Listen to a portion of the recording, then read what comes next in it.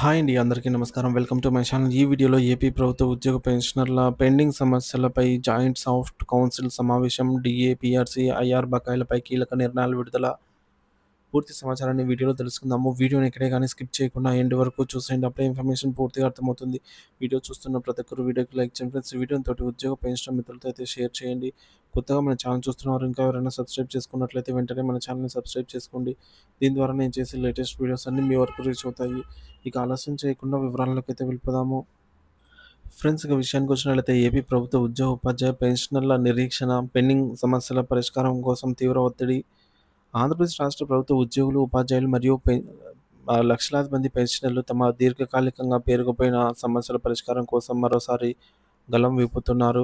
ముఖ్యంగా 12వ వేతన సవరణ సంఘం, పీఆర్సీ ఏర్పాటు, మధ్యంతర భృతి, ఐఆర్ మంజూరు, కోట్ల రూపాయల విలువైన డీఏ బకాయిలు, సరెండర్ లీవ్లు, జీపీఎఫ్ రుణాలు, మెడికల్ రియంబర్స్మెంట్ బిల్లుల చెల్లింపు వంటి కీలక అంశాలపై ప్రభుత్వం తక్షణ దృష్టి సాధించి జాయింట్ సాఫ్ట్ కౌన్సిల్ సమావేశం ఏర్పాటు చేయాలని అయితే ఉద్యోగ సంఘాలు, ముఖ్యంగా ఏపీ గవర్నమెంట్ ఎంప్లాయీస్ ఫెడరేషన్ తీవ్రంగా డిమాండ్ చేస్తున్నాయి. ప్రధాన సమస్యలు మరియు ఉద్యోగ సంఘాల ఆందోళనలు. 12వ పీఆర్సీ కమిషన్ ఏర్పాటులో జాప్యం, భవిష్యత్తుపై నీడలు. రాష్ట్ర ప్రభుత్వ ఉద్యోగులకు ప్రతి ఐదేళ్లకు ఒకసారి వేతన సవరణ జరగాల్సి ఉండగా 2023 జూలై 1 నుండి అమలు కావాల్సిన 12వ పీఆర్సీ ఏర్పాటుపై ప్రభుత్వం ఇంతవరకు ఎలాంటి స్పష్టమైన ప్రకటన చేయకపోవడం తీవ్ర ఆందోళన కలిగిస్తోంది. Andhra Pradesh government employees federation chairman Kakarla Venkatrama Reddy ఈ విషయంలో ప్రభుత్వ ఉదాసీనతను తీవ్రంగా తప్పుబట్టారు.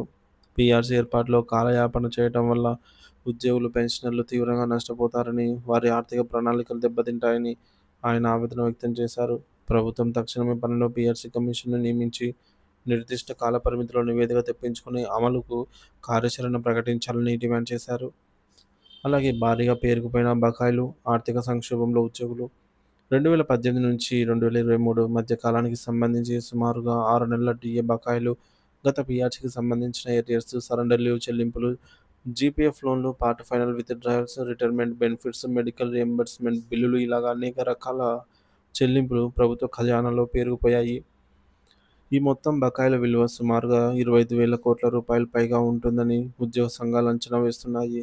ఒక్కో ఉద్యోగికి సగటున 3-4 లక్షల రూపాయల వరకు బకాయిలు రావాల్సి ఉందని, ఇవి విడుదలైతే వారి కుటుంబ అవసరాలు, ఆర్థిక ఇబ్బందులు కొంతమేర తీరుతాయని వారు పేర్కొంటున్నారు.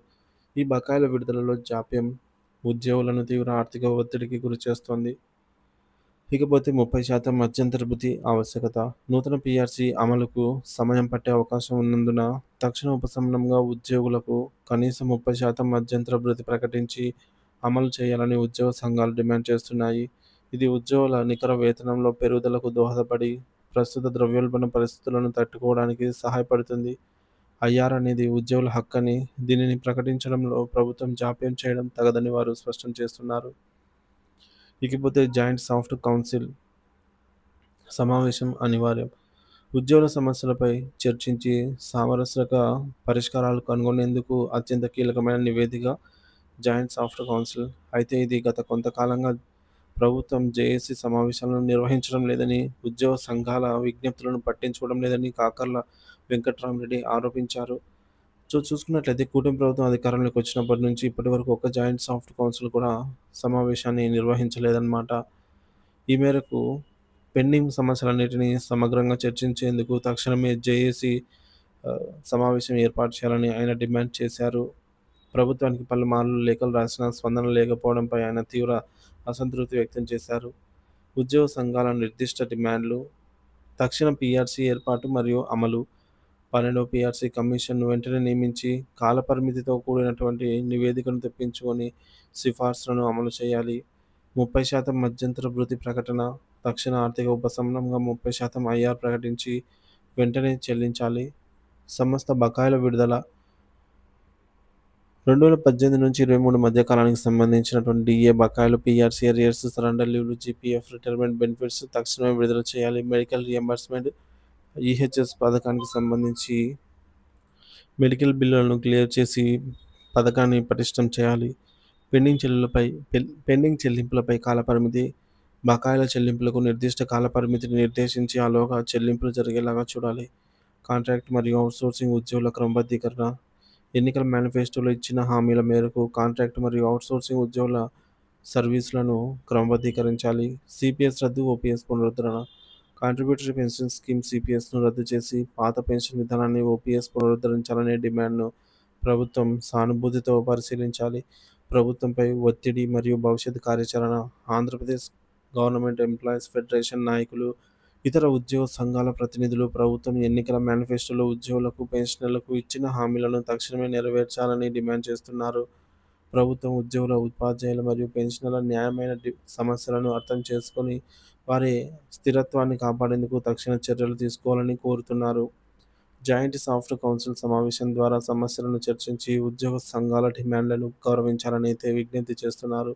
ఒకవేళ ప్రభుత్వం నుంచి సానుకూల స్పందన రాని పక్షంలో తమ డిమాండ్ల సాధన కోసం దశల వారీగా ప్రణాళికాబద్ధంగా ఆందోళనలు, ఉద్యమాలు చేపట్టడానికి కూడా వెనుకాడబోమని ఉద్యోగ సంఘాలు స్పష్టం చేస్తున్నాయి. ఈ పరిణామాలు రాష్ట్రంలో ఉద్యోగ, ప్రభుత్వ సంబంధాలపై ప్రభావం చూపే అవకాశం ఉంది. ప్రభుత్వం సత్వరమే స్పందించి ఉద్యోగ వర్గాల్లో నెలకొన్న అశాంతిని తొలగించి సుపరిపాలన అందించాల్సిన అవసరం ఎంతైనా ఉంది.